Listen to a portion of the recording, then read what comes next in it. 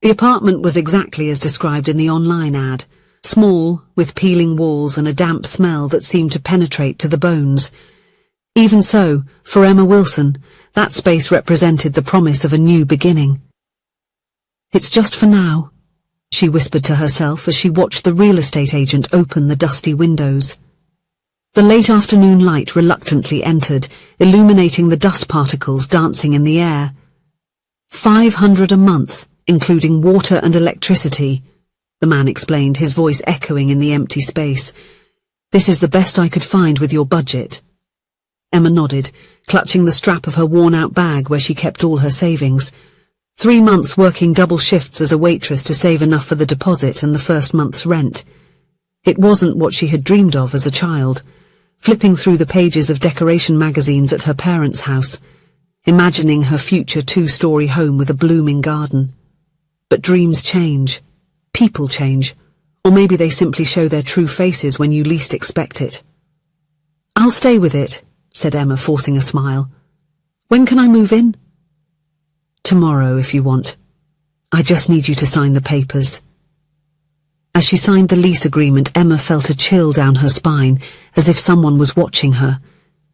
She instinctively turned to the window, but there was only the grey sky of the afternoon turning into night. The way back to her friend's apartment, where she was temporarily staying, seemed longer today. Emma walked slowly, observing the shop windows, trying to ignore her reflection in the glass. At 22, she seemed to have aged a decade in the past few months. The deep, dark circles, the dull brown hair tied in a messy bun, the shoulders hunched under the invisible weight of disappointment. This wasn't how she imagined herself in her 20s. In her teenage dreams, she would be finishing college now, maybe starting a promising career, alongside someone who truly loved her. Instead, she was divorced, working as a waitress, about to move into a one-room apartment with suspicious stains on the carpet. Her right hand unconsciously touched the mark left by the wedding ring that was no longer there. 4 years had passed since she met Ryan at a mutual friend's party. He, at 26, with dark hair and a charming smile, seemed so mature and self-assured compared to the guys her age. "You seem lost in thought," he said that night, offering her a drink. "Can I try to guess what you're thinking?" Emma smiled, intrigued. "Go ahead." "You're thinking that everyone here seems to know exactly what they want from life, while you're still trying to figure it out." The accuracy of his observation left her speechless.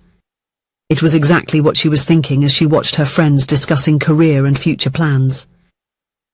"How did you know?" Ryan smiled, moving a little closer. "I recognized the look. I've been in your shoes before." That night they talked for hours. Ryan talked about his difficult childhood, about how he had worked since he was 16 to support himself, about his dreams of one day starting his own business. Emma shared her doubts about the future, her love for literature, and her desire to travel the world. When the sun was starting to rise, Ryan took her home and asked for her number. "I promise this won't be the last time we see each other," he said, with that smile that seemed to hold all the secrets of the universe. Emma smiled at the bittersweet memory. How he had kept that promise by calling the next day and inviting her for coffee. How in 2 weeks they were officially dating. How in 6 months he was already talking about marriage. "He's too old for you," her father had said when she introduced him to the family. Thomas Wilson was a quiet man, of few words, but when he spoke, his words carried weight. "And there's something about him. I can't trust him." "Dad, you're being unfair," Emma protested. "Ryan works hard, has ambitions. He loves me." Thomas just shook his head, exchanging a meaningful look with his wife, Helena. "True love is in no hurry, Emma. Marriage is a lifelong commitment. Think carefully." But Emma, with the obstinacy of an 18-year-old, was certain she had found her Prince Charming. Ryan made her feel special, grown up, as if together they could conquer the world. 6 months later, against her parents' advice, Emma wore a simple white dress at a civil ceremony, with only a few friends as witnesses. Ryan held her hands, promising eternal love, while her parents watched with tense smiles. "Don't forget to call us often, my dear. We'll always be here if you need us," said her father Thomas, hugging her tightly in farewell after Ryan announced they would be moving to the capital.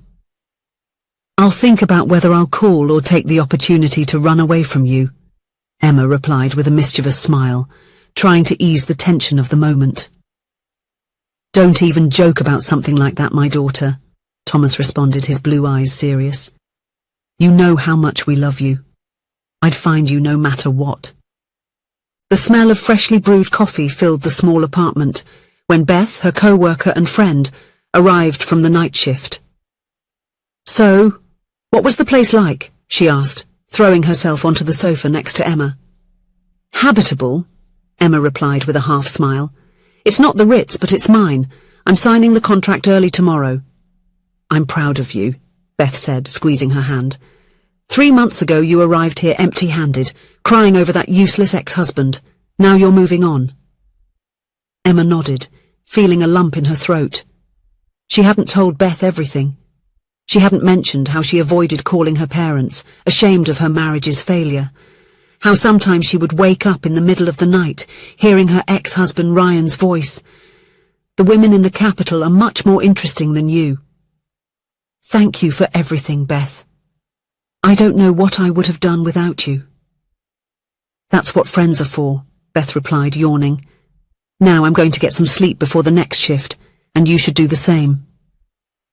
Emma agreed, but after Beth went to the bedroom, she stayed on the sofa, staring at the wall. Tomorrow would be the start of her new life. Alone. Without Ryan, without her parents, without the comfort of the life she once knew. She picked up her phone, looking at her parents' number in the contact list. The last contact had been 3 months ago, a brief message on her mother's birthday. She didn't have the courage to call, to hear the concern in their voices, to admit that they had been right about Ryan all along. With a sigh, she put the phone aside. Tomorrow would be a new day. The building where her new apartment was located was old, with a peeling facade and an elevator that seemed to defy the law of gravity with each ascent. Emma was carrying a small suitcase with her clothes and a box with some books and photos, all that remained of her previous life. When she got out of the elevator on the 4th floor, she felt a chill. The hallway was deserted, but she had the strange sensation of not being alone. She hurried her steps to apartment 412, where the real estate agent had promised to meet her with the keys. He had not arrived yet. Emma leaned against the wall next to the door, checking her watch. She was 15 minutes early. She closed her eyes for a moment, feeling the fatigue of the last few days, the sleepless nights, the double shifts. It was then she felt a hand on her shoulder. The heart raced. She turned abruptly, ready to scream when she saw a familiar face. Gentle blue eyes, grey hair at the temples, the same comforting smile she had known forever. "Dad," she whispered, incredulous. Thomas Wilson smiled, his eyes shining with restrained emotion. "I promised I would find you." Emma dropped the suitcase, throwing herself into her father's arms, the tears she had held back for months finally finding release. She sobbed against his chest, as she did when she was a child after a nightmare. How did you find me?" she asked between sobs. "Your friend Beth found our number and contacted us," Thomas explained, stroking her hair. "She was worried about you. She said you were moving today and gave us the address." Emma pulled away slightly, wiping her tears. "I didn't want you to know that I failed, that my marriage ended, that Ryan—" "Shh!" Thomas interrupted, holding her face in his hands. "You didn't fail, my daughter. Some relationships just aren't meant to last. This is not your fault." "But you warned me," Emma said, her voice choked. "You said marriage is forever, that I should think it over. And now here I am, divorced at 22, living in an apartment I can barely afford." "It's true I told you that," Thomas agreed. "But I also told you that we would always be available if you needed us. Your mother and I love you, Emma, no matter what happens."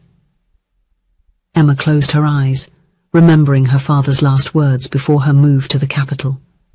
"Come back home with me, my daughter." "I can't," Emma replied, hesitant. "I have a job here. I just rented this apartment." "Your mother has already secured a spot for you at the municipal library," Thomas said. "And as for the apartment, well, I think losing the deposit is a small price to pay to have you back home." Emma hesitated. The idea of returning home, to the comfort of her childhood room, to her mother's meals, to the late-night talks with her father. It was tempting, but also frightening. "What if I fail again?" she asked in a low voice. Thomas smiled, his eyes full of understanding. "Then you will try again.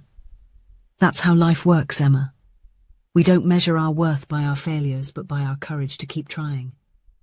At that moment, the real estate agent arrived, the keys jingling in his hand. "Miss Wilson, are you ready to enter your new home?" Emma looked at the man, then at her father, and finally at the keys that symbolized her forced independence, her self-imposed isolation. With a deep sigh, she made her decision. "Actually," she said with a genuine smile, the first in months, "there's been a change of plans." The journey back home was long, but comfortably silent. Emma watched the landscape through the car window, seeing the big city fade into the distance, giving way to open fields, small towns, and finally the familiar streets of her hometown. Your father respected your silence, interrupting only occasionally to offer water or ask if you needed to stop. Emma appreciated this space to organize her thoughts, to process everything that had happened in recent months. When they finally arrived at her childhood home, her mother was waiting on the porch, her anxious face transforming into pure joy as soon as she saw her step out of the car. Emma ran into her arms, feeling simultaneously adult and child, strong and vulnerable. "My girl," Helena whispered, holding her tight. "Welcome back." That night, after a dinner filled with Emma's favorite foods, the three of them sat in the living room. Emma recounted everything, how Ryan had changed after moving to the capital, how he openly cheated on her, how she had left with only the clothes on her back, too ashamed to ask for help. "I felt so stupid," she admitted, staring at the cup of tea in her hands. "You all warned me about him and I didn't want to listen." "The heart has its reasons which reason knows nothing of," Helena quoted softly. "You were in love, dear. Sometimes we need to make our own mistakes to grow." "But I wasted so much time," Emma lamented. 4 years of my life." "You didn't waste it," Thomas intervened. "You gained experience, wisdom. You learned about yourself, about what you want and don't want in a relationship. That is valuable." Emma reflected on her father's words. Perhaps he was right. Maybe this wasn't the end of her story, but just the closing of a chapter. "What do I do now?" she asked, more to herself than to her parents. "Now," Helena replied, "you rest, heal, and when you're ready you begin again. The library is waiting for you, but there's no rush." "And remember," Thomas added, "a strong and loving family is a safe harbor to return to when life surprises us with plots we didn't expect." Emma smiled, feeling a weight lift from her shoulders. She had left everything behind after the divorce, her dreams, her self-esteem, her connection with her parents. But now she realized that the most important things had never truly been lost. The love of her parents, the inner strength she didn't even know she had, the ability to start over. All of this remained intact, waiting for her to claim it. That night, lying in her old bed, Emma looked at the stars shining through the window. Tomorrow would be a new day, and this time she would not be alone. If you enjoyed the story, please leave a comment with a rating from 1 to 5 to show how much you liked it. Also, watch the video that is now appearing on your screen. See you soon.